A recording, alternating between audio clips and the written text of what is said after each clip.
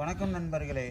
இன்றைக்கி நாம் வந்திருக்கிறது திருப்பதி ஏழுமலையான் கோயில் சுமார் 1 கிலோமீட்டர் உயரத்தில் இருக்கக்கூடிய இந்த சிலா தோரணம் அப்படிங்கிற ஒரு இடத்துக்கு வந்திருக்கோம்.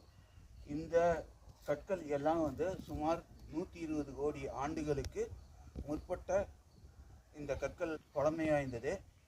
அறிஞர்கள் என்ன சொல்கிறாங்கன்னா, இந்த கல்லில் இருந்து தான் வெங்கடாஜலபதியுடைய திருவுருவம் செய்யப்பட்டதாக சொல்லிகிட்டு இருக்காங்க.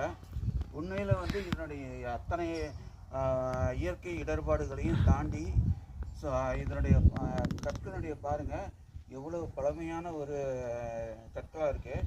இது மட்டும் இல்லை, இந்த பகுதியில் இருக்கக்கூடிய அத்தனை கற்களுமே சுமார் 120 கோடி ஆண்டுகளுக்கு முற்பட்ட கற்கள் அப்படின்னு சொல்லி வரலாற்று பதிவில் இருக்குது. கல்லுடைய வளைவு, அதாவது ஆர்ச் அப்படின்னு சொல்லக்கூடிய அந்த பகுதி எந்த ஒரு பிடிமானமும் இல்லாமல் அப்படியே ஒரு சில மிக குறைவான ஒரு தாங்குதல்களால் ஒரு வளைவு மாதிரி இருக்குது. அதனால் அதை சிலா தோரணம், அதாவது சிலையினுடைய தோரணம், அதை கற்களினுடைய தோரணம் அப்படின்னு சொல்லி இதை சொல்கிறாங்க.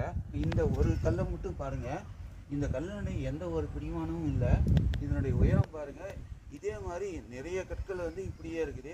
இந்த பாறையில் இருக்கக்கூடிய இந்த கோடுகள் இதெல்லாம் ஒரு சில பல கோடி வருஷத்துக்கு முன்னான இந்த காற்று, புயல், மழை இதெல்லாம் அரிப்பால் ஏற்பட்ட இந்த கோடுகள், இந்த பார்த்திங்கன்னா இந்த அரிப்புகள் இதெல்லாம் ஏற்பட்டதாக நமக்கு தெரியுது. கிட்ட வருவதற்கே ரொம்ப பயமாக இருக்குது. ஆனால் இந்த கல்லில் இருந்து தான் நம்ம வெங்கடாஜலபதியினுடைய திரு உருவம் செதுக்கப்பட்டதாக சொல்கிறாங்க. நாம் மேற்கொண்டு என்னுடைய சுற்றுப்பகுதியை அப்படியே நாங்கள் ஒரு வீடியோ காட்டுறோம், அதை பாருங்கள்.